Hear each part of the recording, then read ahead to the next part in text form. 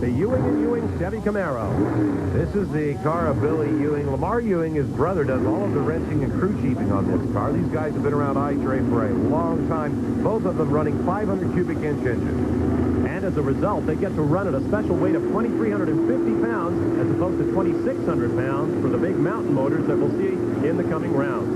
Both cars are now staged, and they are away. Clean start. Looks like Ewing got the whole shot on the far side, but look at Steve Schmidt. Come on. With a tremendous high gear charge, finishing with a very impressive 7.43 at 187. And Steve Schmidt, therefore, will advance with a great reaction time, 0.23. Our next matchup, we'll see James Antoinette out of Long Island, New York. This is an all-Pontiac round, all 500-inch engines. Here's his opponent, Nick Nicolas from Bayside, New York. Well, a pair of New Yorkers go at it. Nicolas, relatively young in the pro stock ranks, only 32 years of age, and a contractor by profession. Joe Clark, on the other hand, with a lot of experience. This is the Morgan and Clark entry, a Nest chassis. Nick Nicolas driving one of the famous Jerry Haas chassis cars. Nicolas in the left lane, Antoinette in the right. The cars are staged and away. Another clean start. Antoinette with a great start, but the wheels give up a little bit, and Nick Nicolas comes underneath, runs away to the finish. Incredible. Antoinette had a .15 reaction time, which is really great. Nicolas was there with a 1.6. Either one of these guys could be tough next round. However, Nicolas pulls it out with a 7.41. And in the next round, we will now see a matchup of a 500-inch engine against a mountain motor. Joe Clark out of Springfield, Virginia, has a 500-inch Chevy Camaro up against this guy, Jerry Haas, legendary pro stock car builder. He has a mountain motor, 600-plus cubic inches. Well, you can bet the tech men in the IHRA are watching this with great interest as they want to see the mountain motor and the 500 cubic inch engine face off. Let's watch it, Bob.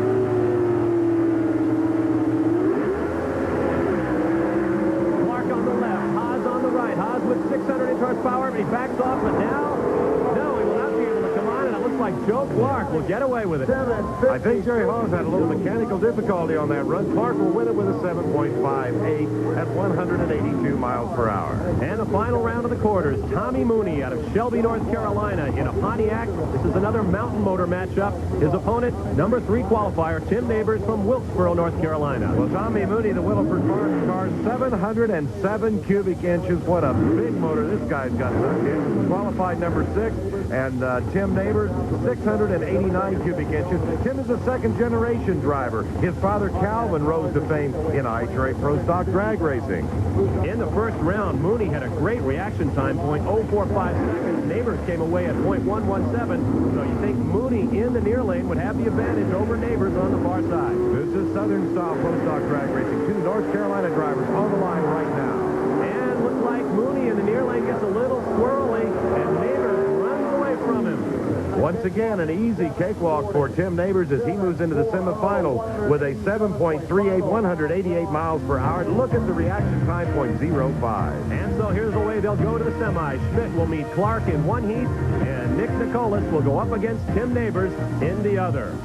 Coming up next, quarterfinal action in the Alcohol Funny Cars, making their return to IHRA drag racing as a pro class. Alcohol Funny Cars have returned as a pro class to IHRA competition, and our first matchup of the afternoon will see Phil Sebring out of Kent, Ohio, going up against Mark Thomas from Louisville, Ohio. Well, the 2 Buckeyes lining up to go at it, and Phil Sebring, one of the top performers formerly on the IHRA trail, qualified number 10 for this event with his 89 Dodge Daytona. Mark Thomas, on the other hand, running an 87 Corvette. It'll be Thomas in the near lane, Sebring in the far lane. Thomas had the better reaction time in the first round. The cars are out. And it looks like Thomas got the whole shot, and there's something flapping on the top of Sebring's car. That's the escape hatch. The crewman failed to button that down. That could cost him. ET might even contributed to his loss.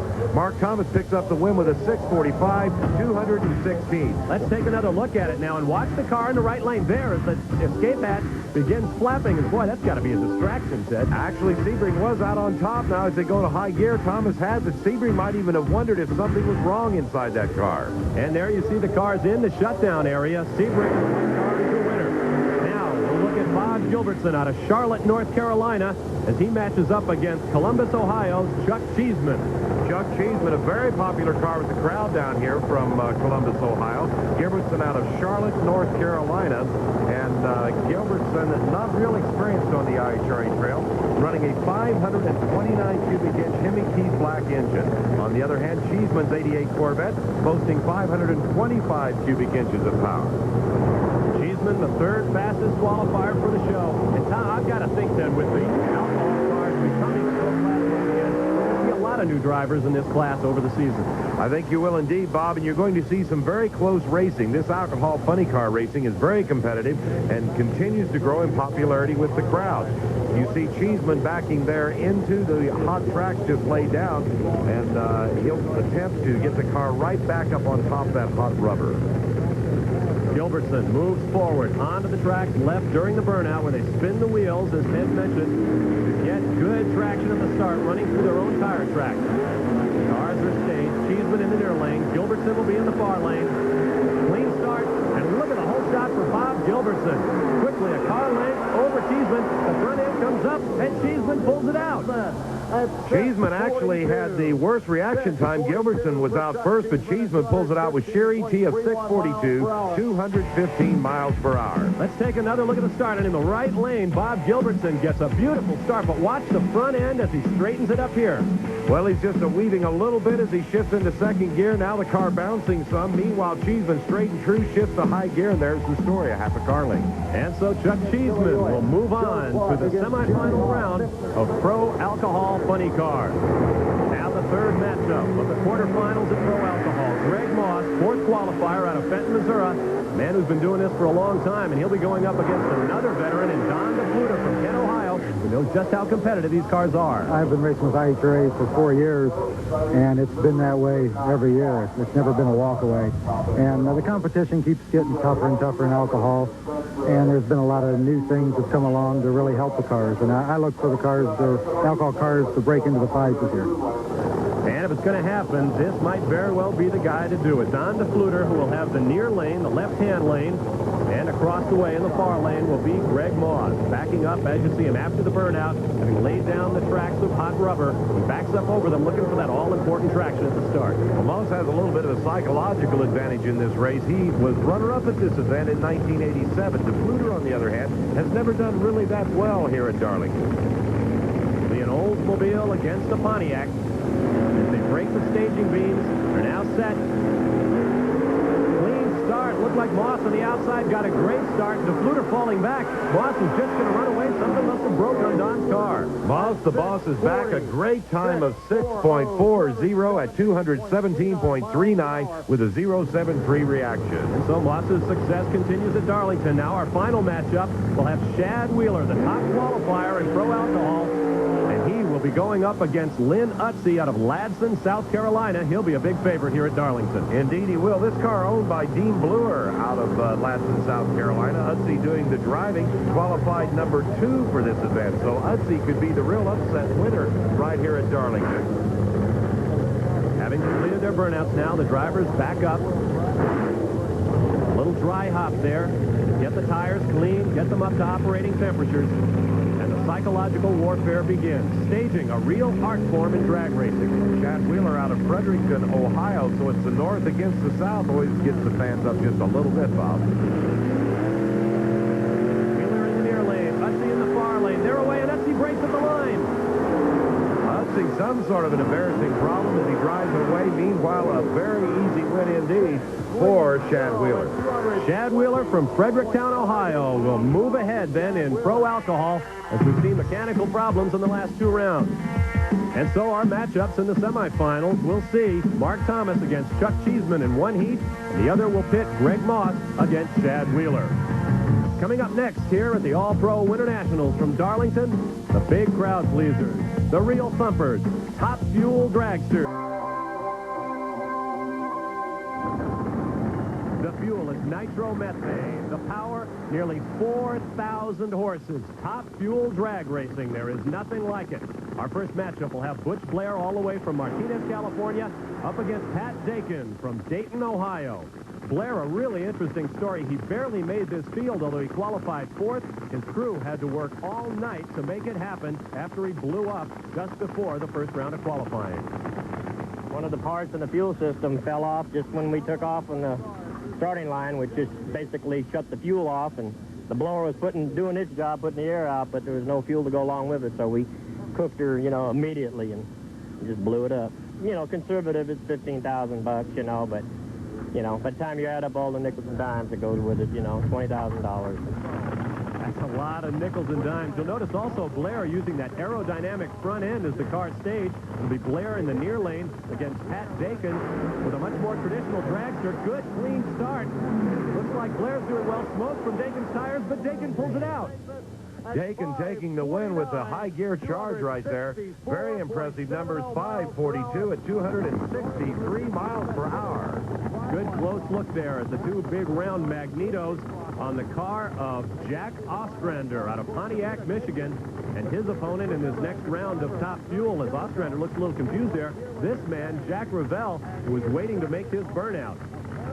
Well, Revelle was having a lot of difficulty with the car, and it looks like they haven't exactly gotten it cleared up. The crew chief bending over talking to Revelle. There you see Revelle's wife, who also helped work on the car. And let's see what they're going to do. They've shut the car down. Terrible disappointment for Jack Revelle. You saw his hands in the air, so it'll be a bye for Jack Ostrander. The lights come up, and all he does is come off the line and coast it. Well, Ostrander's saving the engine. Why strain the motor? All he has to do is get the car going, put the clutch in, and let it drift down to the quarter mile. And he has his win. He'll go on into the semifinals. Not very impressively, but he'll get there. He will not get lane choice, which goes to the guy who has the low ET and the fast time. And so Jack Ostrander is just going to be happy to be there. He'll save that engine for another run. And that is a significant technical point, Ted, because they really tear these engines all the way to the ground between rounds to get them ready. So he probably saved himself some time right there. Our third matchup will pit Earl Whiting, second qualifier in the field out of Montesano, Washington. And his crew, too, had to do yeoman service to get him in the field. In fact, it took him his last run on Saturday, the only run he made before he qualified in Top Fuel. Look at that flash. Did you see the flash? I think he's hurt a blower right there. I believe that Earl Whiting has injured the blower. Now, he may not be aware of it. Let's take another look at it, and maybe we can get a better view of it if we can play it back in slow motion.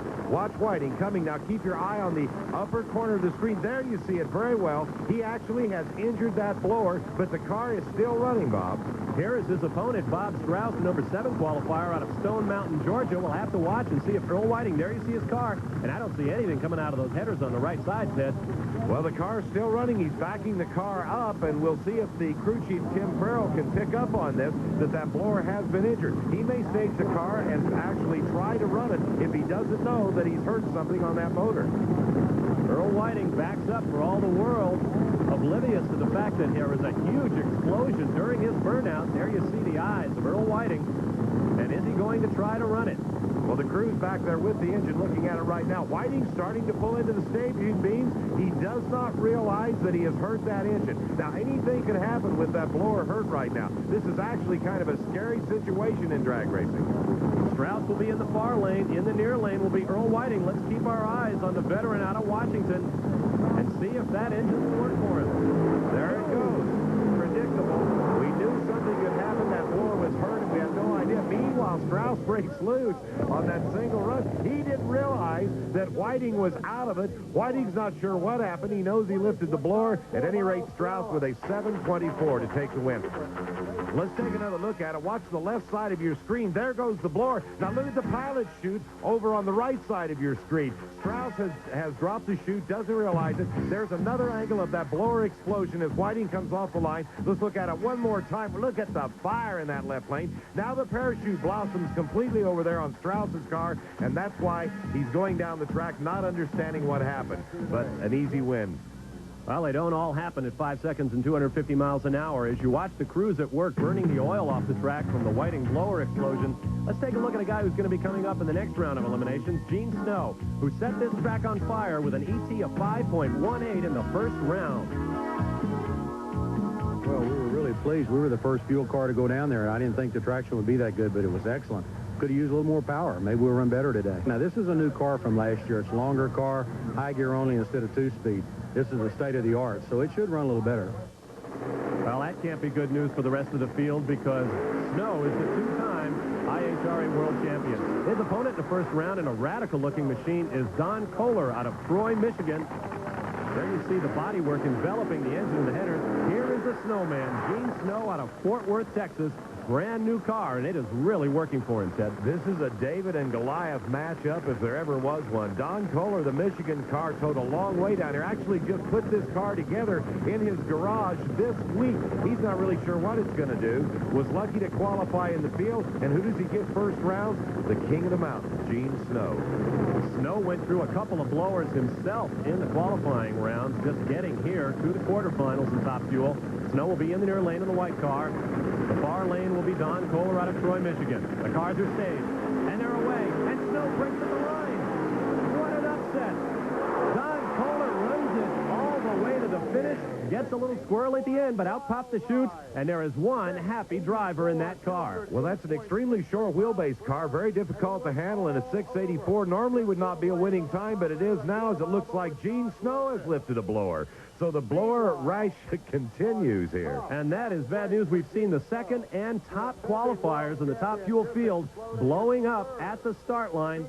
There you see the crew on hand in case there's any residual fire for Gene Snow, but it looks like that car's under control. Let's take another look, Ted. Watch Gene Snow as he tries to lead the line. We'll see the blower explode and come kicking out the side of the engine. There you see it, the puff of fire. That blower actually splitting right in half and moving off the left side of the car. Well, there you see the disappointment in the eyes of the Snowman. Gene Snow, an oil man out of Texas. He's done for the day. So our matchups in the semis of Top Fuel, Dakin and Kohler in one heat, and Strauss will meet Ostrander in the other. We'll take a short break and come back. We'll get a pit report from Brett Kepner and take a look at the Nitro Funny Cars. IHRA Drag Racing continuing here at Arlington International Dragway, where a rash of engine explosions is plaguing Top Fuel, and Brett Kepner has a report. Whiting qualified number 2 in this Top Fuel Dragster program at 5.22 seconds. The Washington driver probably thought he was going to have a heck of a good weekend here at Arlington International Dragway. Instead, it turned into an absolute nightmare with that first-round engine explosion that we saw. This is the aluminum Keys black engine block that is normally in Whiting's dragster. Crew Chief Tim Farrell has pulled it out. You can see this hole. That's where one of 3 connecting rods that broke came right through this aluminum block. It cracked the block all the way up to the cylinder head deck, meaning this $5,000 engine block is useless. The $25,000 bottom end of the motor is equally damaged. This is the cast iron sleeve, or the actual cylinder that goes inside each of the cylinder holes in the engine block. Looking right down the center, that's a piston and the connecting rod broken off and wedged inside the cylinder, something you don't ever see in these machines. The left side cylinder head on this machine is equally damaged. You can see where the incredible amount of heat inside these cylinders broke through the actual combustion chamber and started melting the cylinder head all the way across it. Again, every once in a while you'll see it happen in one cylinder combustion chamber or 2, but not all the way across the cylinder head like this. One of the safety features incorporated into Earl Whiting's Top Fuel Dragster did perform its function during this tremendous engine explosion, however. This is an explosion blow-off plate. This is what it looks like when it's closed up. That did do its job. When the supercharger exploded on top of the intake manifold, this opened up to relieve a lot of the pressure. The supercharger did blow off the intake manifold, breaking all the bolts that hold it on, but the damage to the pieces on top of the supercharger, including the fuel... Quarterfinals in Nitro Funny Cars. Doc Holliday out of Eagan, Minnesota, will be racing Telstar against the man this crowd has come to see. Tom McEwen in his 57 Chevy Funny Car, the perfect vehicle for a trip down memory lane.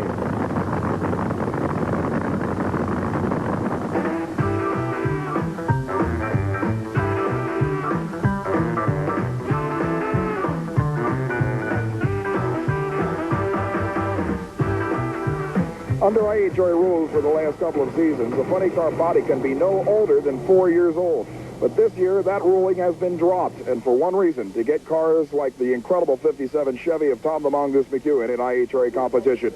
And Tom, this machine started as a dream at the beginning of 1988, and it took you a phenomenal amount of time just to complete this masterpiece, didn't it? Sure did, Brett. We were off, you know, in '88, and I had one of these when I was a kid, and I collect 57 classic cars.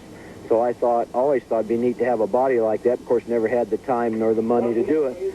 So got Steve Davis in Huntington Beach and Bill Loper, a fiberglass guy, together, and we built a plug and a mold. and build a car, and a year later, here it is, and people seem to like it, and we've only got 3 or 4 runs on the car, you know, and I'm hoping to run in the 5s this weekend, if possible, here at Darlington, and we're really excited about it. The detailing on the body is incredible. The airbrushed grille and tail lights and chrome on the side, and the fact that what looks like decals on the side of it are actually hand-painted decal replicas on it. It's incredible. Kenny Youngblood, the artist from California, does all the great layouts and paint schemes and photographs. He laid this car out artwork-wise. He did all the airbrushing, made the stainless and the chrome look real. John Pugh, the letter from California, did all of the decal and lettering on the car. So we had really good people working on this car. So I think next year you're going to see a lot of these old cars, these old style bodies come back.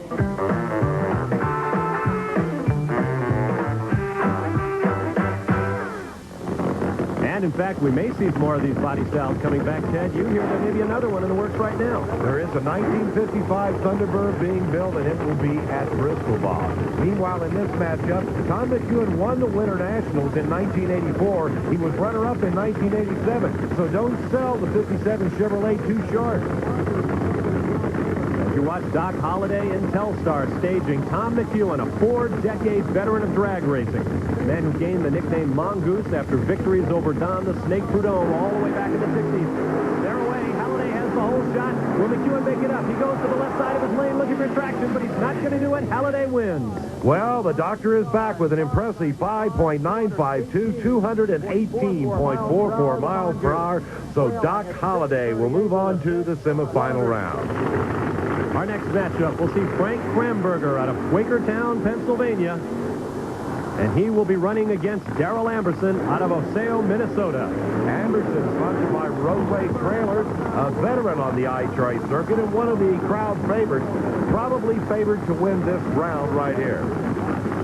Amberson driving that distinctive Corvette body style. He will be in the left lane. There you see Amberson's car. He'll be in the near lane as the crew member backs him up, moving his hand left and right to direct the driver back up over the strips of rubber that were laid down during the burnout when they spin the tires. And now comes the moment when they do not want to spin those wheels to look for maximum traction. Looks like a problem. Yes, they're lifting up the front of the car to check something. Now, this may be just a last-minute check on something. There may not be a problem. Let's keep an eye on it. The crew chief motions the body back down. He'll lock it in place right there.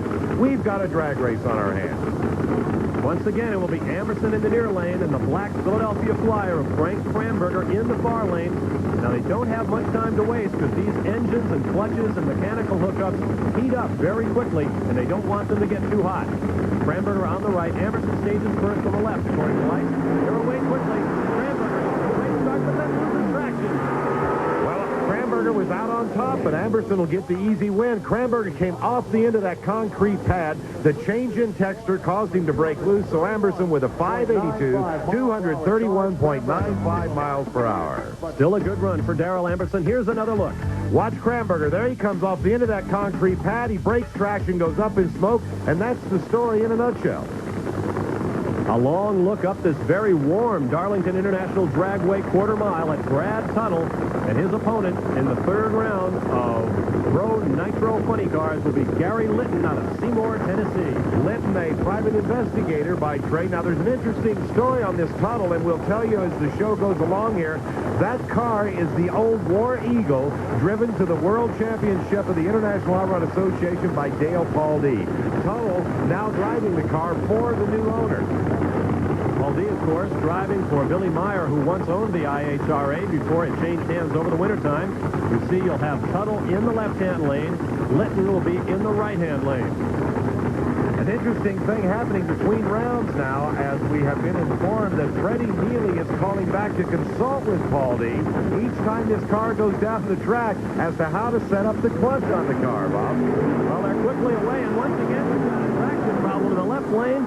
Gary Litton loses the rubber underneath him, and it's an easy run for Brad Tuttle. So Brad Tuttle moves to the semifinals with a sensational 585 ET 219. And he'll get a bye in that next round as Darrell Amberson meets Doc Holliday. The Stillman will be back, but the defending world champion is having a rough start to 1989. Thank you, Brett. When we come back, semifinal action in Pro Stock and Alcohol Funny Car. International Dragway. Bob Varsha, Ted Jones, and Brett Kepner with you for the All-Pro Auto Parts Winternationals. Semifinal action in Pro Stock will match top qualifier Steve Schmidt out of Indianapolis in the left lane against the story of the race, Joe Clark, the 12th qualifier, and they're away. Wow, both of those guys were wired to the tree. Look at the reaction time, 0.5 and a 0.2. This could be anybody's race. It looks like the far lane. I think I'd have to give that one to Joe Clark. The electronic computer says Steve Schmidt. Steve Schmidt won that race with a 7:55, 185.95. Watch it again. Look at Schmidt, almost off the side of the track. Moves back into the center now. Here comes the high gear charge. You can't really tell who won this race. It took the electric computer to do it. Brett Kepner's at top end.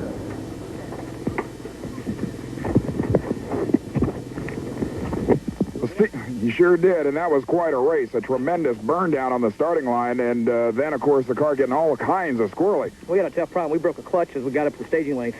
So that wasn't a psychological burn down. That was just a problem you had up there? Could hardly get the car staged. Just didn't have any clutch in it. Well, it was evil handling out there. What'd it run? 7:55 to a losing 7:58. About what it run, I guess. It's going to be a tough final. Good luck, guy. We got to go back and put a clutch in her. Good luck. Hey, Bill, give me a hand real quick. And he's going to need a hand. He's going to have to replace the clutch and take a look at that motor as Steve Schmidt moves to the final round. Now let's see who he'll meet. Tim Neighbors will be in the near lane with a mountain motor. He was the 3rd qualifier. Nick Nicolas will be in the far lane, 2nd qualifier in Pro Stock. Neighbors has been cutting some incredible reaction times on this race so far. Well, let's watch real closely. Nicolas has been a little slow off the line.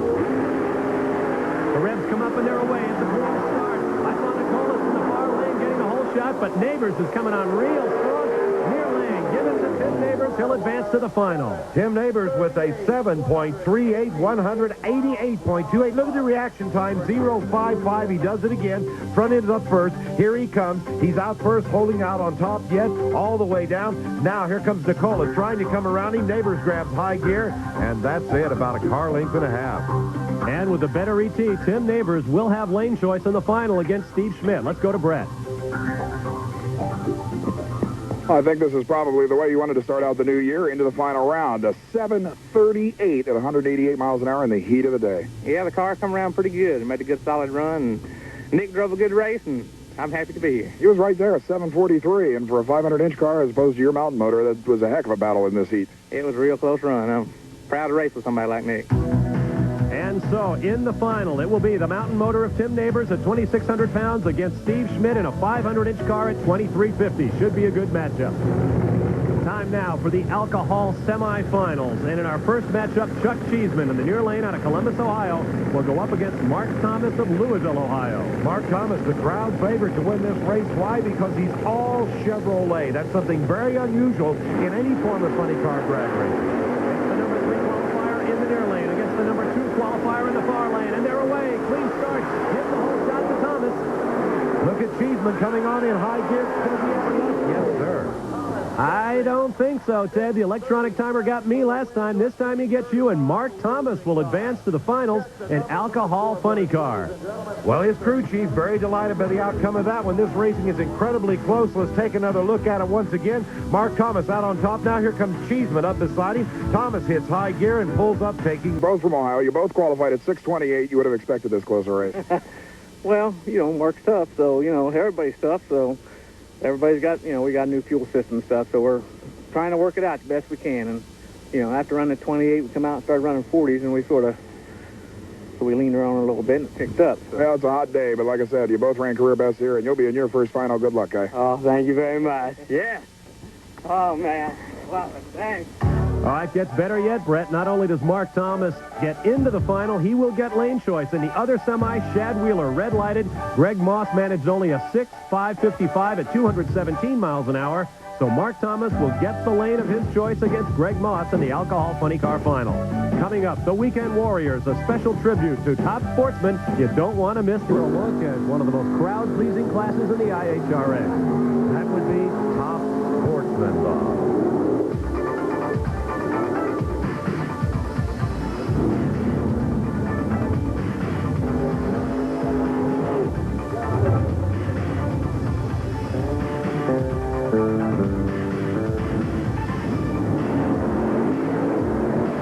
In 1988, the IHRA ran a survey in Bristol, Tennessee to determine the most exciting and popular class in drag racing, and Top Sportsman was the overall favorite of the crowd. What is Top Sportsman? 700 cubic inch engines, nitrous oxide injected, causing parts to blow off cars as they approach and break the 200-mile-per-hour barrier.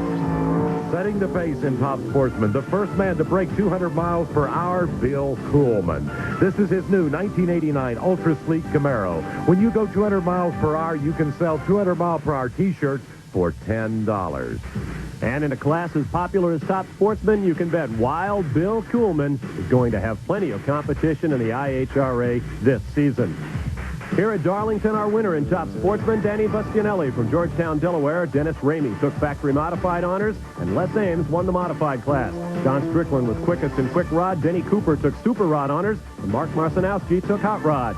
Denny Shortridge is your winner in the super stock category, and Bill Howell of Aiken, South Carolina, won the stock class here at Darlington.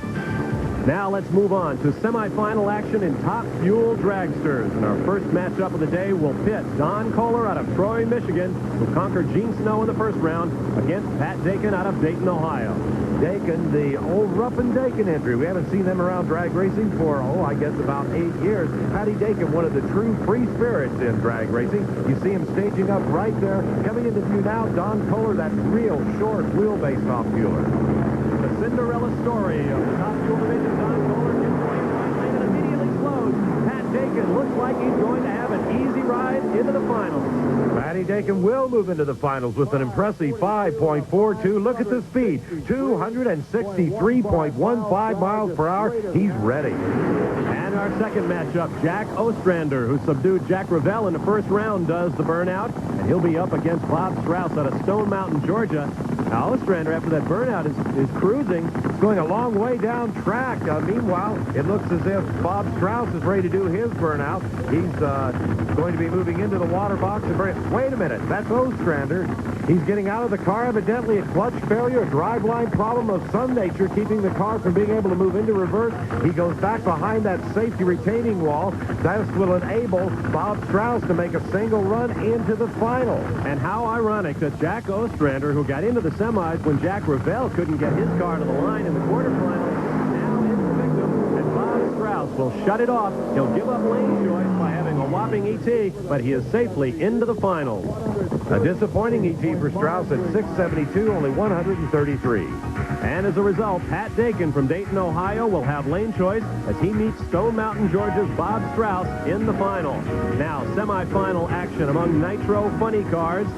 Darrell Amberson will meet Doc Holliday. Amberson in the left lane, Holliday to the right. The cars are staged and they're out. Holliday once again, look at Amberson, come on. That could be anybody's race. We're going to have to let the electronic computer call that one. Darrell Amberson, 585, 248.61. Let's take another look at it, Bob. Well, Holliday's out first. Amberson's staying right beside him. Here they come, coming on the finish line. You could throw a blanket over the pair of them. Now Amberson nips him in the last 10 feet. And here's Brett with the winner. Well, Darrell, you always get tough when you run Doc Holliday in the all-Minneapolis-St. Paul battle, but you took this one 585 to 588. You may have hurt the motor, though. Not much, if any. She's just got a little seepage around the spark plug O-ring, so it's basically okay. It felt still pretty good going through the lights. Oh, you're in? I know it was close. I saw Doc right outside my door. You said the same thing. Now, as far as the final round goes, you're up against a good driver in a totally unknown car. What's the game plan? Well, fortunately, we have lane choice. We'll go back and take a look at it. Hopefully, we'll be able to step it up just a little bit for the finals, but we won't dare go too far.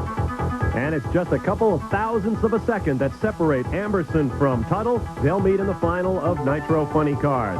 Coming up next, final round action in all four of our pro classes. As dust settles over Darlington International Dragway, we're ready for the final round in pro stock, and it doesn't get any better than this. The 500 cubic inch engine of Steve Schmidt on the right, the mountain motor of Tim Neighbors in the left lane. This is Southern Style Drag Racing. Neighbors from Georgia, Steve Smith from Indianapolis, Indiana. The Yankee against the Rebel.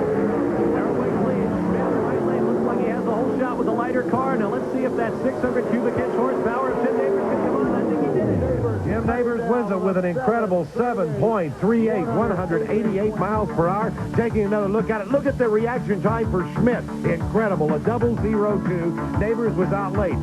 But it's horsepower time in high gear. Neighbor pulls it out by about 10 feet. Well, I need to tell Tim that you left the starting line 0.02 of a second after the green light came on.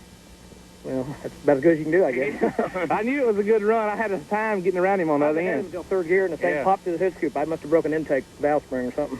Well, at 7:38 to a 7:50 loser, it was still a great, great race. Congratulations, Tim and Steve Schmidt. This was the weekend of your life. Congratulations as well. Great, good race, bud. And now we move on to alcohol funny cars, where Greg Moss out of Fenton, Missouri, in the far lane, will meet Mark Thomas from Louisville, Ohio, who subdued Chuck Cheeseman, the third qualifier in the field, in the semifinal. And we got a red light for Moss.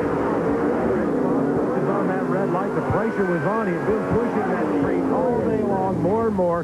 Wisely saw the red light. Appears as if he just shut the car down when he saw that red light on, handing the easy win to Mark Thomas. And look at that crew. They're elated. He still does it with a 6:39, 219 miles per hour. He didn't shut it down because of the red light. Let's take another look at it, Bob. Watch Moss's front end in the right lane. There you see the red light. You know, Greg Moss had some problems in the final, and he knew they were running strong. He was going to try and take a shot, and that red light killed it for him. Oh, I tell you, we knew we was going to load this thing up. It's our first final. We were going to win it no matter what it took, and so here we are. Congratulations, Guy, and this, of course, will put you in the lead for the World Championship point standings, too. Hey, we're going to stick it out and chase it this year. We got to now, right? You got a dream, go with it. Yeah. Well, congratulations. I know you're happy, and it'll be good to see you in the lead, and we'll see you at Bristol. Very, absolutely for sure. Make the drive back to Ohio a whole lot shorter. Sure will. Good luck, Guy. Thank you very much. We'll see you up there. Hey, thanks. I appreciate it. Ow! Not a bad batting average. One final, one victory in alcohol funny cars for Mark Thomas. That is one happy driver. And now we're ready for the finals in Top Fuel, matching Bob Strauss out of Stone Mountain, Georgia, against Dayton, Ohio's Pat Dakin. And as the light continues to fail here at Darlington, watch the headers of the Top Fuel cars as they are away. Looks like the whole shot went to Bob Strauss, but here comes Pat Dakin. Dakin takes it at 5:38. 269 miles per hour. Well, the PA announcer, Ralph Hamilton, has summed it up. Let's take another look at it as they come off the line right here. Bob Strauss is out first. Pat Dakin right beside him. Dakin trying to come on now. Watch them shift into high gear. Still, Strauss and Dakin side by side, and finally Patty Dakin takes it in the last 20 feet of the race. Another blast in the 530s, but this one was at top speed of the meet, 269 miles an hour, and the first win for you guys in a decade. Well, it feels really, really good. I really like to thank the crew, Gary, who's had the masterful touch with the motor, Jeff on the computers, Myron, all around everything, and everybody else, and Kenny, and Earl Whiting, who helped us, and Butch, who we raced in the first round, loaned us these headers, and everybody's just been great, and it's really great to be back, and I'm really, really excited. I'll take it from Pat Dakin. It's a close fraternity here in drag racing, and everybody helps everybody else. Our final in funny car will match Brad Tuttle in the far lane against Darrell Amberson in the left lane, and they're away cleanly. Give it to Tuttle right off the line, and let's see if Amberson can come on. No. Tuttle wins this. Very tight race, but Brad Tuttle pulls it out with a 5:79, 251.39 miles per hour, and that clutch was set long distance on the telephone by Dale Paul D. Bob, as they've been talking to Paul D. between each and every round. Let's take another look at it again. You see Tuttle off the pad, well, actually pulling the front